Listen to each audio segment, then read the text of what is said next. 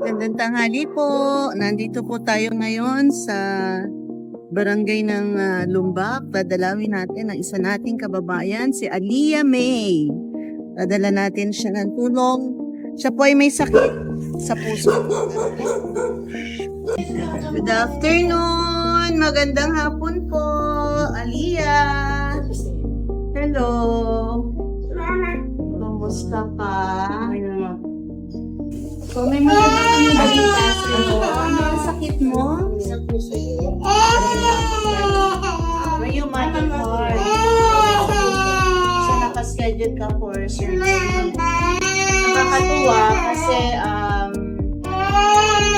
dahil wala namang pondong sapat ang office ng Vice Mayor, ang ginawa natin at saka ng ating staff, si Ate T, naganap tayo ng pwede makatulong sa'yo. And God is good. Nakakuha tayo ng full coverage ng iyong operation magmula sa office ni Congress Mandani. Ito.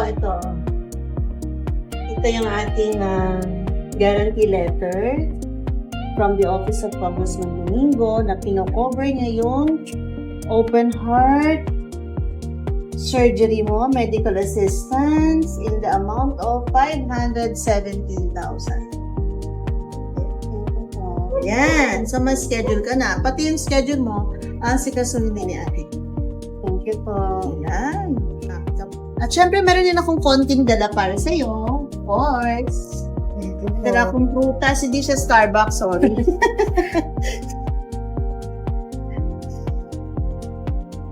Yan. Thank you po. Para lalo kang lumakas.